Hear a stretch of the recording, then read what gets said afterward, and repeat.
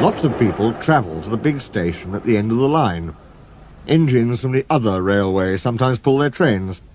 These engines stay the night and go home next day.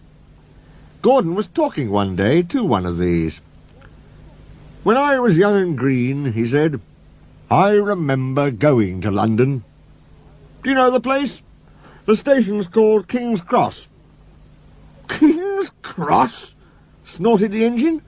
"London's Euston. Everybody knows that." "Rubbish," said Duck. "London's Paddington." "I know. I worked there." They argued till they went to sleep. They argued when they woke up. They were still arguing when the other engine went away. "Stupid thing," said Gordon crossly. "I've no patience." "Stupid yourself," said Duck. "London's Paddington. Paddington, do you hear?" "Stop arguing," James broke in. "You make me tired. You're both agreed about something anyway." "What's that?"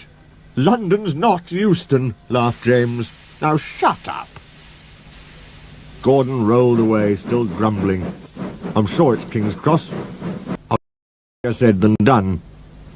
London lay beyond the big station, at the other end of the line. Gordon had to stop there. Another engine then took his train. "If I didn't stop," he thought, "I could go to London." One day he ran right through the station. Another time he tried to start before the fireman could uncouple the coaches. He tried all sorts of tricks, but it was no good. His driver checked him every time. "Oh dear," he thought sadly, "I'll never get there." One day he pulled the express to the station as usual. His fireman uncoupled the coaches, and he ran on to his siding to wait till it was time to go home. The coaches waited and waited at the platform, but their engine didn't come.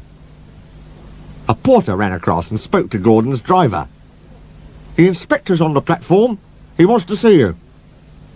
The driver climbed down from the cab and walked over to the station. He came back in a few minutes looking excited. "Hello," said the fireman. "What's happened?" "The engine for the express turned over when it was coming out the yard. Nothing else can come in or out. They want us to take the train to London. I said we would if the Fat Controller agreed. They telephoned, and he said we could do it. How's that?" "Fine," said the fireman. "We'll show them what the Fat Controller's engines can do." "Come on," said Gordon, "let's go." He rolled quickly over the crossings and backed onto the train. It was only a few minutes before the guard blew his whistle, but Gordon thought it was ages. "Come on! Come on!" he puffed to the coaches. "Come on, come on, come on, come on, come on, come on, come on! We're going to town, we're going to town," sang the coaches. Slowly at first, then faster and faster. "We're going to town, we're going to town, we're going to town, we're going to town." Gordon found that London was a long way away. "Never mind," he said. "I like a good long run to stretch my wheels." But all the same, he was glad when London came in sight. The Fat Controller came into his office next morning. He looked at the letters on his desk. One had a London postmark. "I wonder how Gordon's getting on," he said. The station master knocked and came in. He looked excited. "Excuse me, sir, have you seen the news?" "Not yet, why?" "Oh, just look at this, sir." The Fat Controller took the newspaper. "Good gracious me," he said. "There's Gordon. Headlines, too. Famous engine at London station. Police called to control crowds." The Fat Controller read on, absorbed. Gordon returned next day. The Fat Controller spoke to his driver and fireman. "I see you had a good welcome in London." "We certainly did, sir. We signed autographs till our arms ached. And Gordon had his photograph taken from so many directions at once that he didn't know which way to look." "Good," smiled the Fat Controller.